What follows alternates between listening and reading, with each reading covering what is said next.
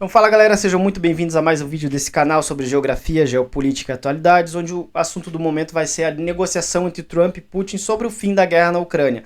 Tá? Quais são as possibilidades, né? O que vai estar na mesa ali de negociações, quais são os possíveis acordos.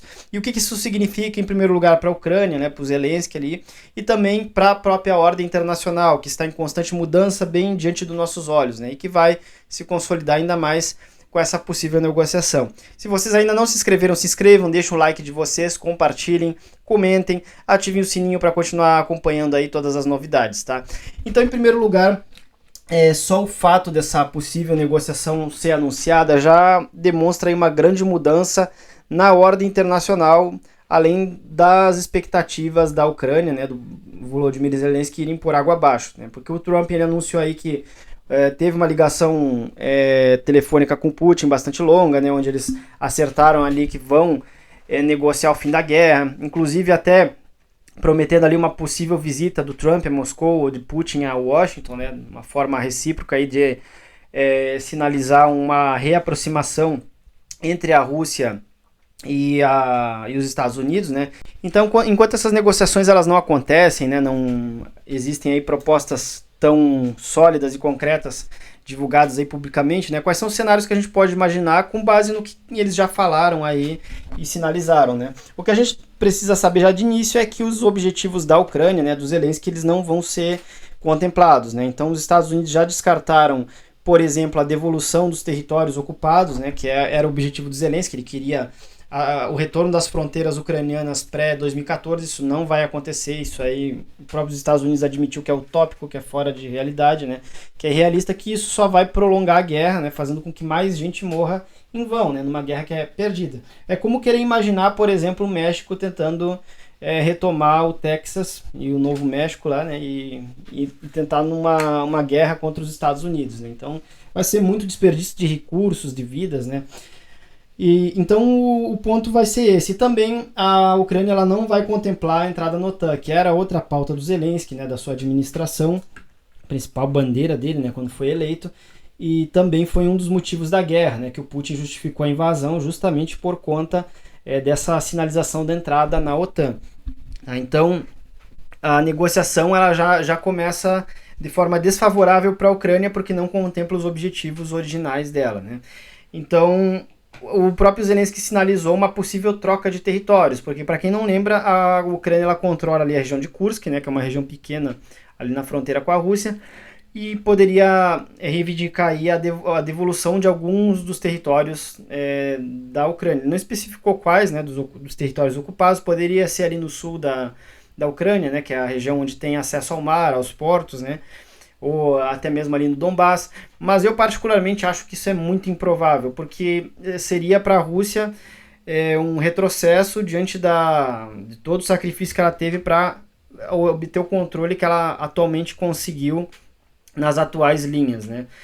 Porque o objetivo inicial da Rússia, cabe lembrar, né, era a capitulação da Ucrânia em poucos dias, né? Porque de fato Putin de repente ele achou que aquela ofensiva que ele iniciou ali em 2022 ia ser tão rápida quanto foi na Crimeia em 2014 e na Geórgia em 2008, né? Para quem não lembra, a Geórgia também fez um movimento parecido lá em 2008, querendo entrar na OTAN, na União Europeia, e a Rússia acabou invadindo lá, apoiando os separatistas da Abkhazia, Ossétia do Sul, né?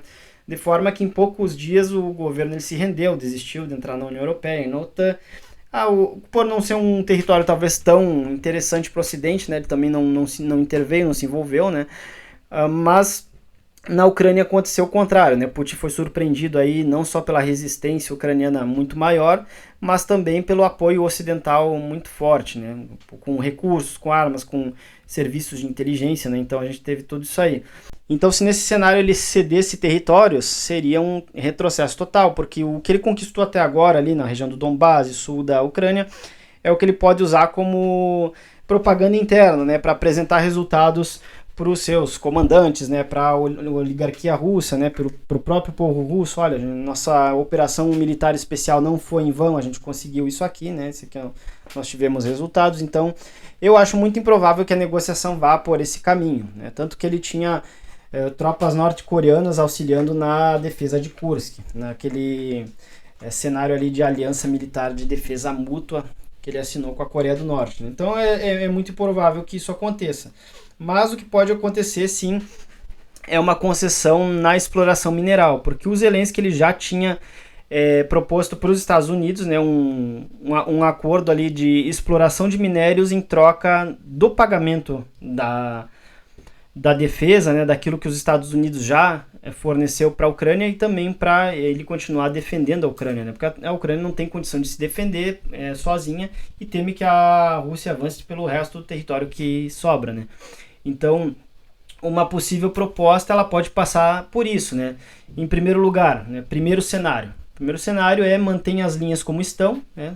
A Rússia fica com o que já pegou, eles reconhecem, e a Ucrânia ela fica sob defesa de tropas internacionais. Podem ser tropas só da OTAN, só dos Estados Unidos, né? Ou até incluindo aliados da Rússia, como o caso da China, né? Vamos colocar uma tropa, forças de paz ali para evitar que pelo menos a Rússia avance, né? Então eles podem, de repente, talvez nem reconhecer aqueles territórios ocupados como russos, né? Como do Estado russo, mas eles podem congelar o conflito como acontece hoje com a Coreia do Norte e a Coreia do Sul. Para quem não lembra ou não sabe, esse conflito terminou ali nos anos 60, né? Não com o fim da guerra, mas com o armistício, né? Então a Coreia do Sul e a Coreia do Norte estão oficialmente em guerra desde então, mas eles estão com o armistício, com uma zona desmilitarizada. Então existe sim essa possibilidade, né, do Putin se contentar com as linhas que ele tem e deixar o resto do território ali sob controle de forças internacionais que podem incluir até mesmo aliados, né, como a China, para evitar que ele vá se aventurar em atacar o resto do território. E aí os Estados Unidos poderiam livremente explorar os minérios no resto do território ucraniano que sobrou, né, como moeda de troca aí. Tá? Isso também já demonstra, né, essa negociação por si só já desmascara essa ideia de guerras em defesa da democracia, da liberdade, de valores, né? Nenhum deles está preocupado com valores, né? Se fosse por isso, eles já tinham deposto o monarca saudita, né? A monarquia saudita, ou invadido vários outros países aí, né? Ou não apoiariam toda aquela iniciativa de Israel, por exemplo, em construir assentamentos, ocupação militar e toda aquela ação em Gaza, né? Então, a gente vê que o que move a geopolítica são interesses econômicos. Então, a Rússia não quer desnazificar a Ucrânia, combater nazistas na Ucrânia, e nem os Estados Unidos ali defender a democracia e a liberdade, né? O que acontece ali é que a Ucrânia ela tem muitos recursos minerais valiosos, zonas industriais, acesso ao mar, e que é de interesse tanto da Rússia quanto dos Estados Unidos.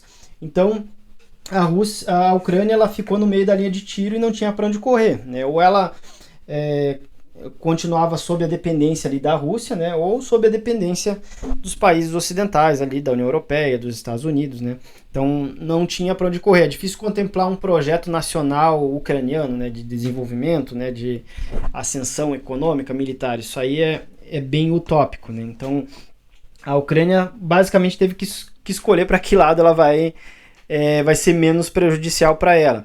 Então, outro cenário, né, outra possibilidade é que o Trump negocie com Putin, inclusive, a exploração americana dos recursos naturais da Ucrânia, inclusive nos territórios ocupados, em troca aí do reconhecimento. Então, eles de repente podem até reconhecer os territórios que a Rússia já ocupou, né, manter uma linha divisória ali, uma zona desmilitarizada, né, estilo Coreia do Norte e Coreia do Sul. E até, de repente, pode até, quem sabe, reconhecer os territórios. De fato, são russos e beleza, né? Só que aí ele vai querer a conta, né? Vai pedir a conta, eu quero explorar nessas regiões também. Então, de repente, a Rússia pode conceder aí, dividir o prêmio com os Estados Unidos, né? Até para compensar todo o gasto, um pouco do gasto que os Estados Unidos quiseram. Que essa é a retórica do Trump, né? A gente tá vendo que essa guerra está sendo custosa, está custando muito aos cofres dos Estados Unidos, ao contribuinte americano. Então nós queremos não só terminar com essa guerra, fechar a torneira, né, que está vazando o dinheiro dos Estados Unidos, mas também queremos o retorno, né, pelo menos parte desse dinheiro que já foi investido, né, para não ter prejuízo. Então o Trump está pensando muito nessa lógica. E é claro que ele pode até mesmo propor ao Putin isso, né? Isso explora recursos, inclusive nas zonas ocupadas, e tem um reconhecimento político internacional, né? Ninguém vai atacar ou tentar uma ação militar contra a Rússia, né? De retomada. Então esse aí é um segundo cenário possível, né? Que eu acho bastante difícil também, porque dependeria da aprovação não apenas dos Estados Unidos, mas de muitos aliados, né? Dificilmente, acho que o Reino Unido, a França, né, a Alemanha, os países da União Europeia, eles iriam aceitar isso, né? Eles poderiam continuar tentando insuflar o conflito ali por conta própria, né? Então a gente tem essas duas possibilidades. Então, independente de qual seja a negociação, o que isso evidencia e o que isso mostra nas mudanças na ordem internacional? Em primeiro lugar, é um afastamento maior dos Estados Unidos com a Europa Ocidental, que é algo que já acontecia de forma quase que incondicional, né? Essa aliança de forma militar e econômica entre os Estados Unidos e a Europa Ocidental. É o caso do Reino Unido, da França, da Alemanha, boa parte dos países que hoje compõem a OTAN e a União Europeia, né? Então a gente está vendo aí um afastamento dos Estados Unidos, né, com essa região. E o que os Estados Unidos ganham, né, se afastando deles e se aproximando mais da Rússia, né? Em primeiro lugar, porque eles não veem aí a Rússia como uma grande ameaça, né? Eles veem a China como maior ameaça. Porque a Rússia ela tem um grande poder militar, mas ela não tem um poder econômico capaz de desbancar o poder e hegemonia dos Estados Unidos no mundo, né? Ao contrário da China, que sim, ela tem um potencial econômico gigantesco, né, e que também pode se converter aí numa força militar, né? Então a gente pode até inclusive imaginar uma pretensão de longo prazo, né, do Trump, dos Estados Unidos ali, de isolar a China, né, deixa a Rússia quieta ali, né, faz um acordo com ela, se aproxima, talvez diplomaticamente, né, economicamente, e afasta ela. Uma estratégia que já foi utilizada durante a Guerra Fria, só que ao contrário, né? Os Estados Unidos eles tiveram uma aproximação com a China durante a Guerra Fria, né?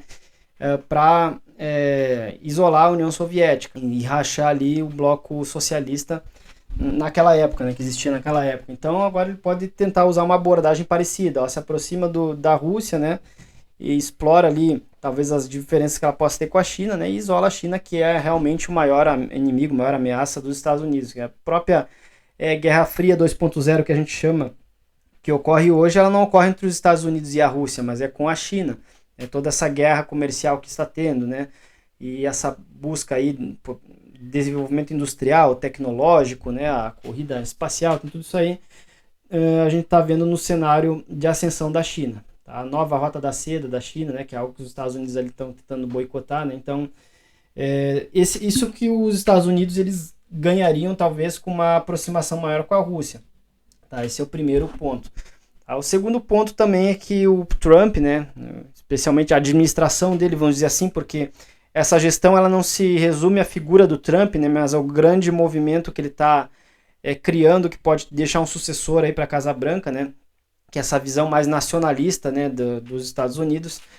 Ela partilha muito da visão do Putin, né, que é uma visão um pouco mais isolacionista. Então é bom a gente pontuar aqui a diferença, por exemplo, entre a Rússia e a China, porque a gente geralmente costuma associar eles como se fossem iguais, eles tivessem a mesma visão de mundo, a mesma visão política, né? Uma aliança literalmente sem limites, né? Como teria falado Xi Jinping. Inclusive tem vários analistas aí que usam o termo eixos das ditaduras, né? Bem entre aspas mesmo, simbolizando aí que Rússia, China, Coreia do Norte, Irã, todos esses países eles seriam como uma coisa só, partindo da mesma visão de mundo, que é bastante equivocado, tá?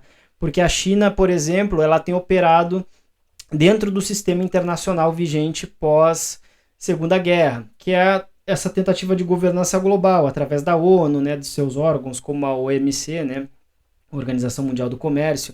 Então, a China ela jogou dentro das regras do jogo, né, do capitalismo, e toda a ascensão dela se deu dentro desses limites, né? Então a China ela entra nessa visão mais globalista de mundo, que alguns chamam, né? Que é a tentativa de construir uma governança global, que foi a ONU e todas as convenções internacionais, organismos multilaterais, né? Pós Segunda Guerra. Enquanto a Rússia ela não tem essa visão, pelo contrário, né? O Putin e todos os seus partidários, né? Boa parte deles são críticos desse globalismo.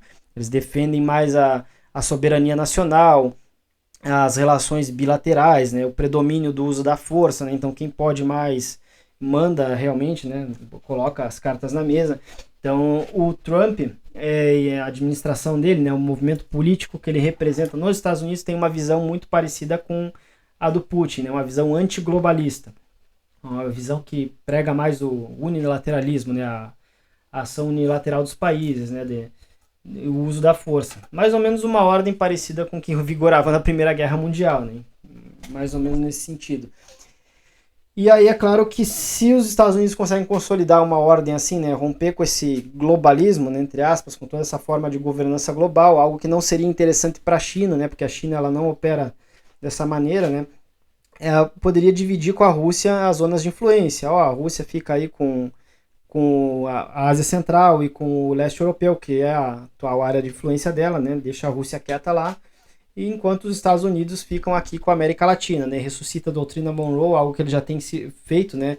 Incomodando aqui o Canadá, o México, né? O Panamá, os demais países aqui da América Latina.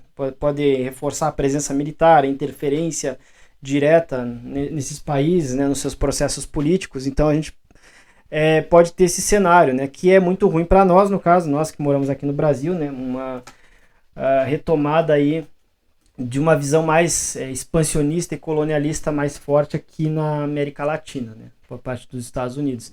Então esses seriam os ganhos, né, que ele teria com uma aproximação maior com a Rússia, né, um isolamento da China, né, uma ruptura com a ordem globalista, né, fortalecendo aí uma ordem mais nacionalista, mais baseada numa ordem multipolar, né, em diversos polos de poder, né, divididos. E é claro que isso também pode influenciar o próprio mundo europeu ali, né, da Europa Ocidental.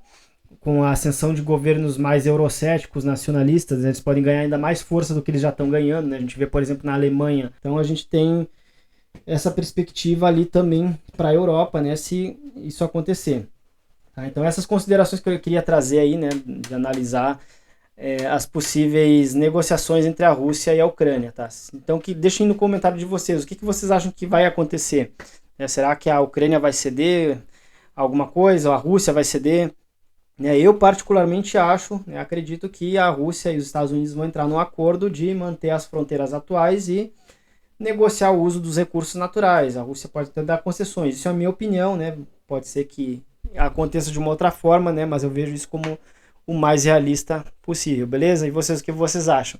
Então comentem aqui, deixem um like, compartilhem, se inscrevam no canal se ainda não se inscreveram e ativem o sininho, beleza? Fico com vocês por aqui, até o próximo vídeo, valeu!